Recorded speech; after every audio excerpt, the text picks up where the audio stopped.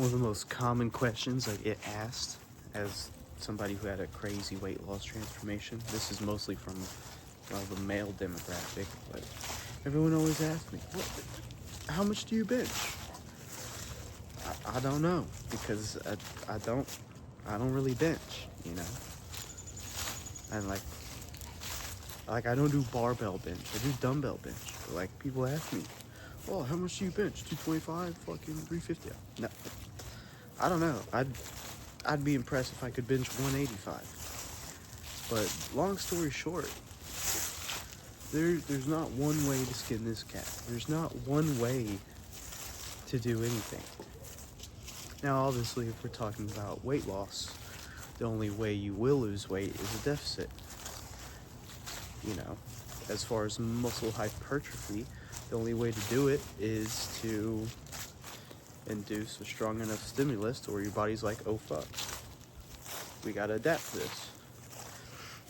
But, you know, whether I did do barbell bench, or I just did a dip machine, or I just did push-ups, bottom line is, as long as I push to failure and my sets were of a high degree of intensity, then I will get stronger. I will grow, you know?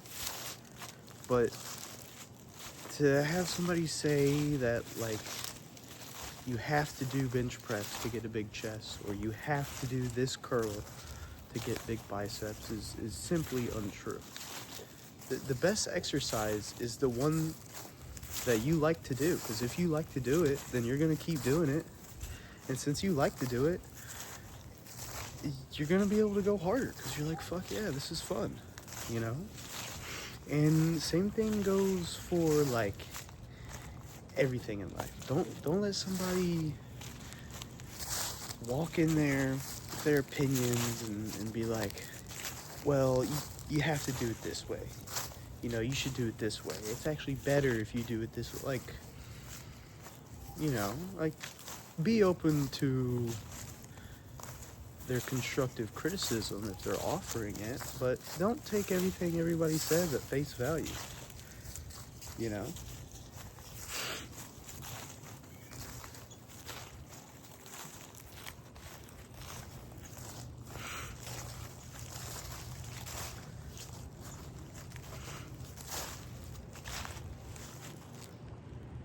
I mean, like, who are they to say? Especially if they're not even pursuing what you're pursuing. Who are they to say? Like, like when I got my personal training certification, I was talking to, so I got it through ISSA, International Sports Sciences Association. And I was talking to a bartender one time about it, and he was like, oh, dude, you should have got the NASM certification. And it's like, but like, who's he to say? He's not a personal trainer. And then, you know, then again, why does it matter? Like I said, there's not one way to skin this cat.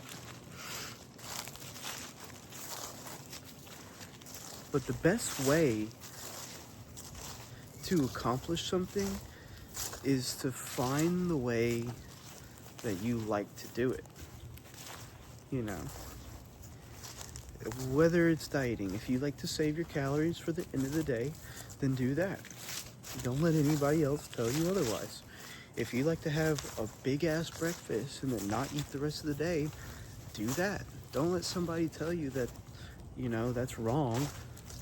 You know, and like, to them, they're right, it is wrong, but it's only wrong for them because they don't like to do it that way. But for you, that's, well, the best method of success.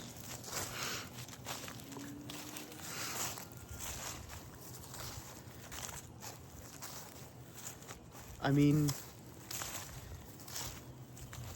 if I went through life just doing everything everybody told me to do,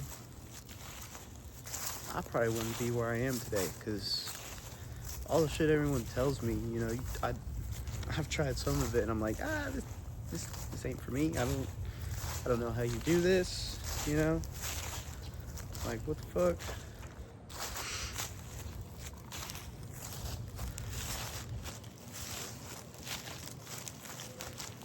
But also, don't get upset. Like, I wasn't upset at the bartender for his input, because, well, he doesn't know any better.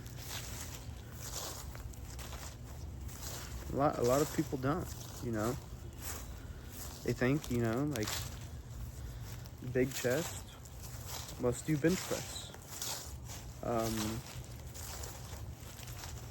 Freaking lose weight, have to do no carbs. Get rich, have to have a high-paying job.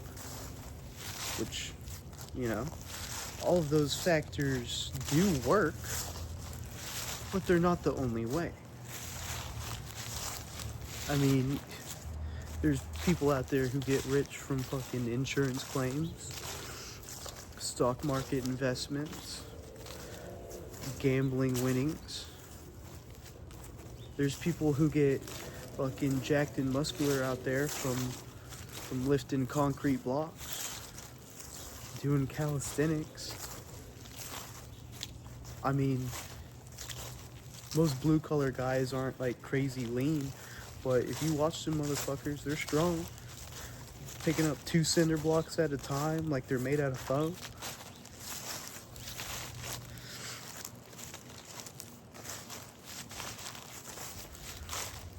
Like, obviously picking up the blocks got him stronger, so nobody can go over there and tell him, hey, you know, that's not how you get strong. Like, after a while of doing what you do, then the proof is in the pudding, and people can't tell you shit anyway.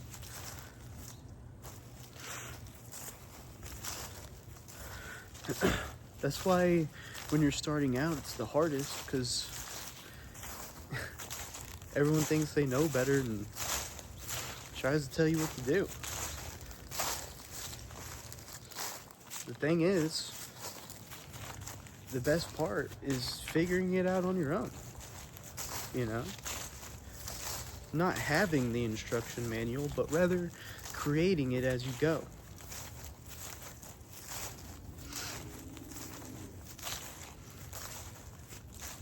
That way, when your instruction manual's done, you get to look back and, well, show others, you know?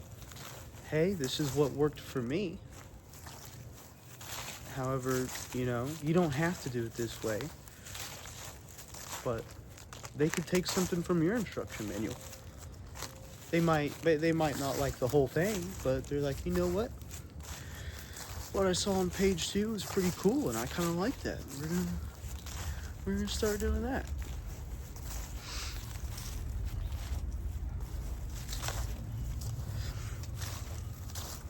Like, when I was a kid,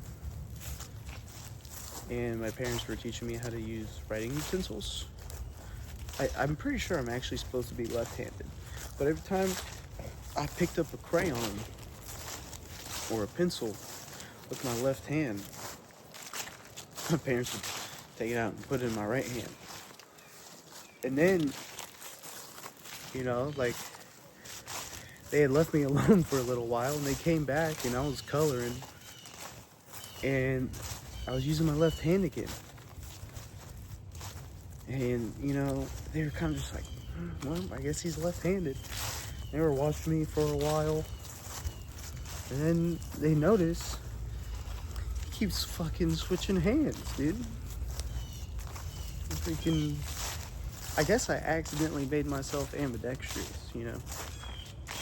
It's funny today, because if I use a fork, I eat with my left, but if I use chopsticks, I eat with my right, you know.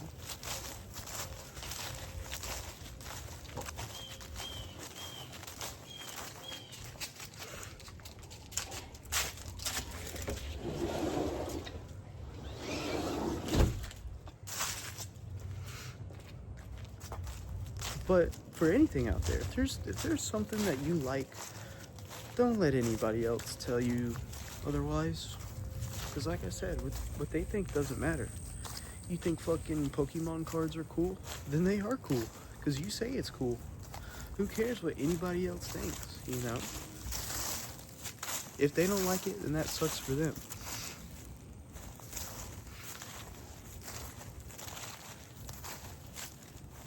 I mean, I was watching a video, or not a video, but a reality TV show inside with my sister a little bit ago called Pool Kings. And my sister was like, I couldn't imagine spending that much money on a pool and not putting in a slide. And while I agree with her, not everybody is us. Not everybody wants a slide. You know?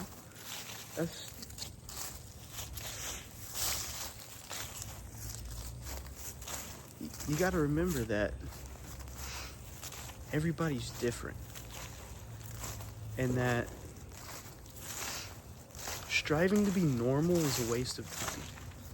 You telling me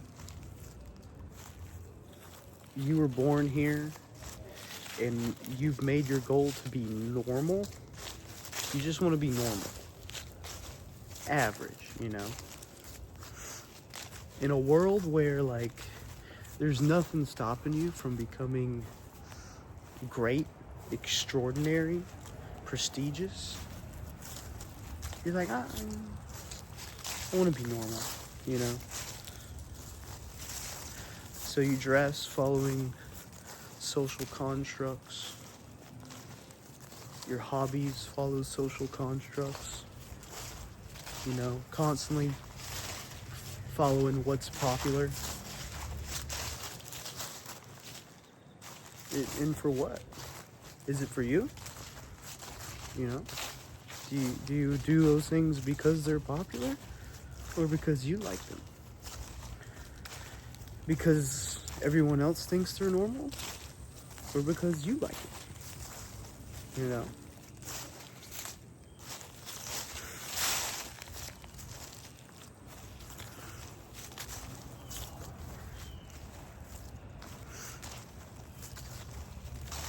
But it all goes back to, well, seeking external validation. Nobody needs to validate you. Only you do. I know I've already said it, but just in case you missed it the first few times.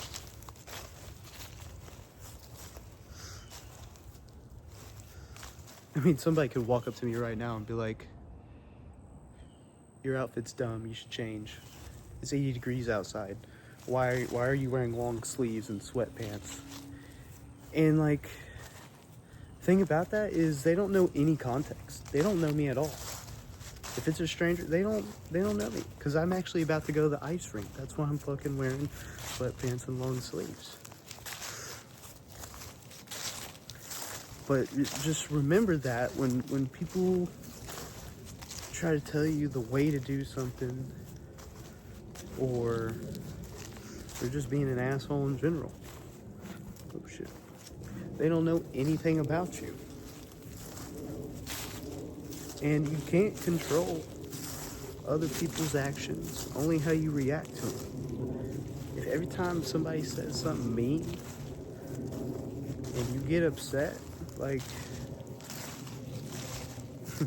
I like to say there's a million ways to burn calories, and being angry is my least favorite.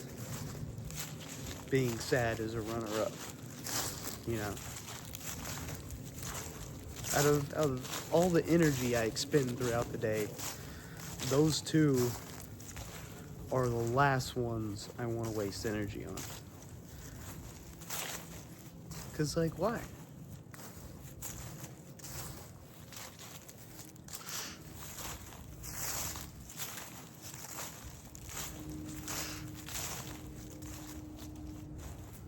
But keep collecting good days, you know. Keep filling your filing cabinet of memories full of green file folders, or whatever analogy you want to use, you know. Maybe you have a vault in your brain full of all your good core memories. And if you're somebody who already has a filing cabinet of bad memories, you got a bunch of red filing folders, go in there, reopen those folders, and pick out the good parts, and throw away the rest. I promise, there's good in everything. Open up go and remember those memories that you think are bad, and I promise you, if you look hard enough, there's value. Either there's something good happening that day that you didn't even realize, or if you really look back on it, you're able to learn something from it. Either way, memories hold value, and, well, just keep looking for ways to make them more valuable.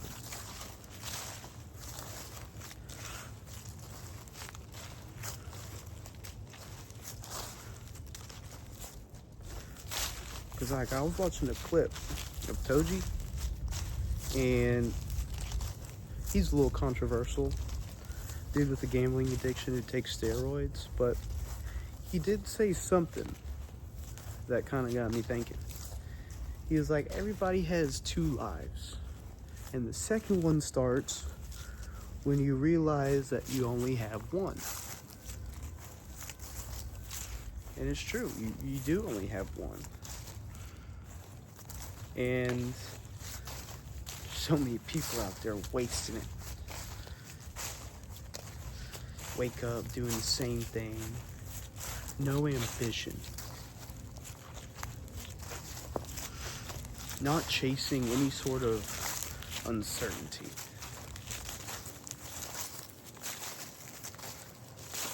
But then, once again, who am I to say? If you like your life, you like your life. Anyway, I'll be back.